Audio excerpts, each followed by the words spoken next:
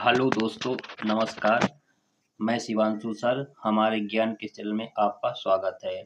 दोस्तों, जिन्होंने अभी तक हमारा चैनल सब्सक्राइब नहीं किया है, कृपया सब्सक्राइब कर लें और लाइक एंड शेयर करना ना भूलें। दोस्तों, साथ में ही बेल आइकन भी दबा लें, जिससे हमारी क्लास सबसे पहले पहुँचे और कोई भी क्लास मिस ना हो।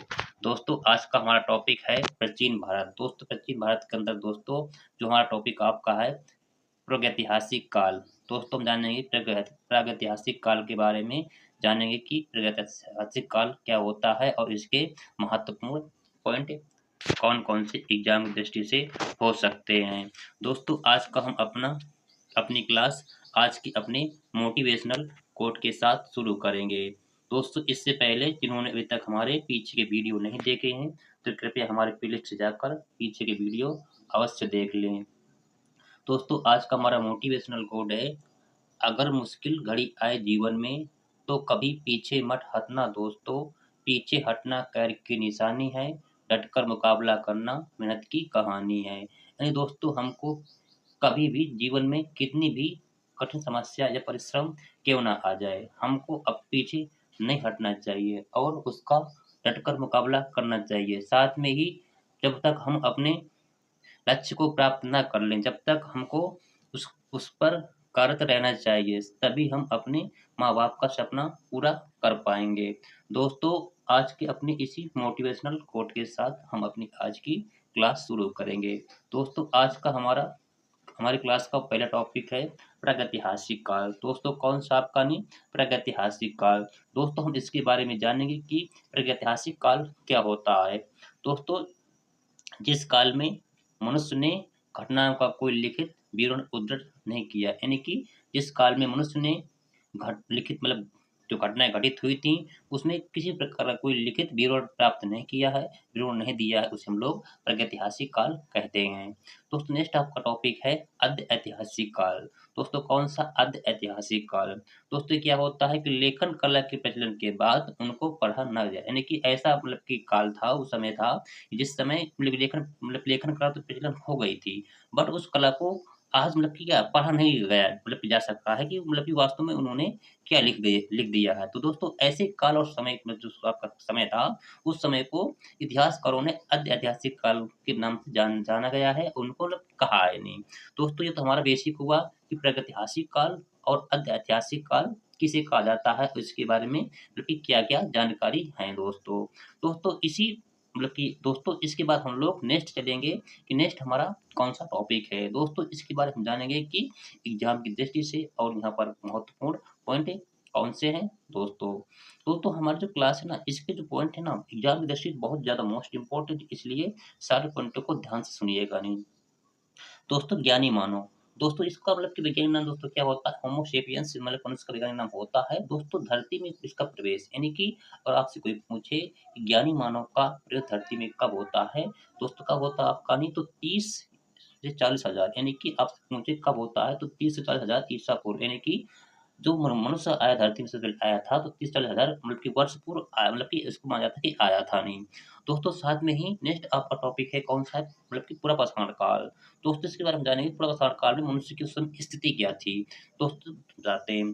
दोस्तों, पुनर्पाषाण काल में मनुष्य की जीविका का मुख्य दोस्तों आधार क्या था? क्या था दोस्तों? शिकार करना था। यानी कि मनुष्य के पास रहने के लिए कोई घर नहीं थे, ना ही कोई मकान थे। दोस्तों, जो मनुष्य था ना, तो उस समय क्या था कि उसकी जो मुख्य जीविका थी शिकार करते, यानी जो मतलब कि जंगल में रहते थे, वहाँ पर जो जंतु जीव थे उनको शिकार करना था, उन्हीं को खाना था और सारा मतलब कि अपना जीवन वहीं व्यतीत करना था। किसका? मनुष्य का। दोस्तों, ध्यान देना।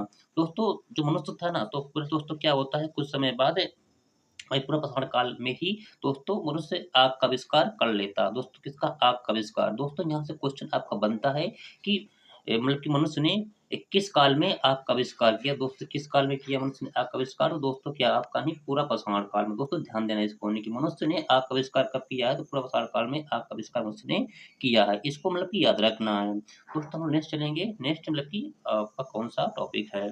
तो नेक्स्ट आपका है नवपाषाण काल। दोस्तों, हम जानेंगे नवपाषाण काल के बारे में।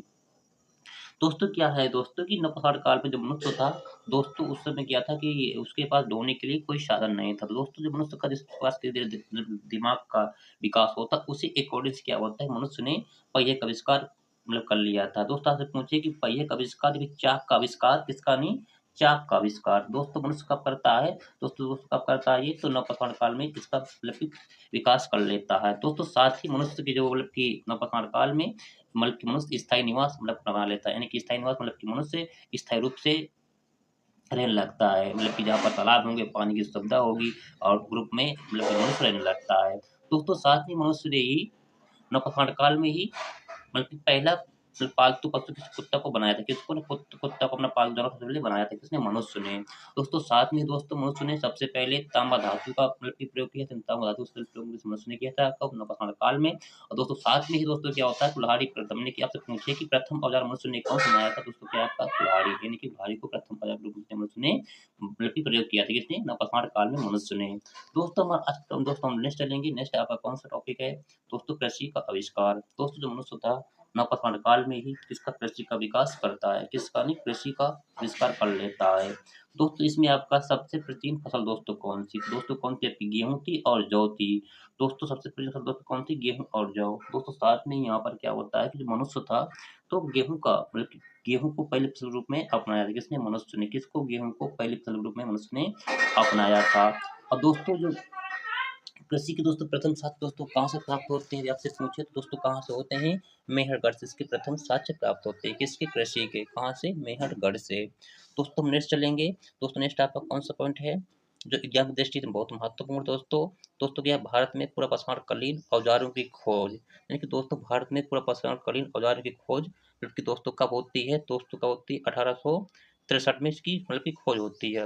और दोस्तों किसके द्वारा की गई, अरे आपसे पूछे दोस्तों कौन थे आपके, रॉबर्ट ब्रुसफोर्ड, यानी कि रॉबर्ट ब्रुसफोर्ड जो उनकी वैज्ञानिक थे, यानी पूरा पूरा वित्त कर थे, तो उन्होंने मतलब कि भारत में पूरा कालीन औजारों की खोज की थी, कौन, आपके रॉबर्ट ब्रुस फुड ने।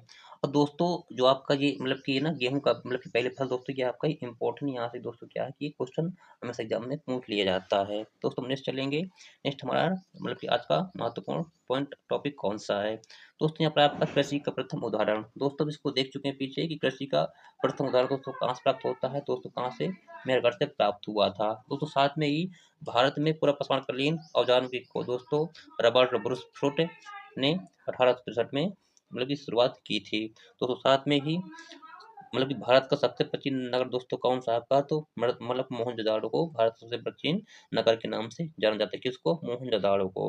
और दोस्तों मोहनजोदाड़ो था ना, इसका दोस्तों अन्य नाम क्या, मृतकों का टीला, यानी कि मोहनजोदाड़ो को मृतकों का टीला के नाम से भी जाना जाता है, किसको, मोहनजोदड़ो को। तो नेक्स्ट टॉपिक आपका है भारत में मनुष्य संबंधी सबसे बड़ा प्रमाण, यानी कि भारत में मनुष्य संबंधी सबसे बड़ा दोस्तों प्रमाण कहाँ प्राप्त होता है, दोस्तों जो कि नर्मदा मतलब नदी घाटी है, यानी नर्मदा नदी घाटी है, वहां से मनुष्य का सबसे बड़ा प्रमाण मतलब मिलता है भारत में कि मनुष्य सबसे पहले यहाँ पर रहते थे। दोस्तों दोस्तों यही दोस्तों हमारा क्या आज का टॉपिक समाप्त होता है। दोस्तों यदि आज का हमारा पढ़ाई आपको अच्छा लगे तो कृपया कमेंट बताएं कि आज का हमारा पढ़ाई आपको कैसे लगा। दोस्तों साथ ही दोस्तों जिन्होंने अभी तक हमारे चैनल को सब्सक्राइब नहीं किया सब्सक्राइब कर लें और तो साथ में ही बेल आइकन दबा लें। दोस्तों यदि यदि आप किसी भी प्रकार की किसी भी सरकारी नौकरी की तैयारी करना चाहते हैं दोस्तों आप आकर हमसे जुड़ें, आप खुद अनुभव करेंगे कि हमारे ज्ञान में लगातार किस प्रकार वृद्धि हो रही है। दोस्तों हमारी नेक्स्ट क्लास दोस्तों कमिंग सून जल्दी आएगी। दोस्तों हमारी क्लास दोस्तों 7:30 पर आती है। दोस्तों इसी था दोस्तों, आप सभी को धन्यवाद।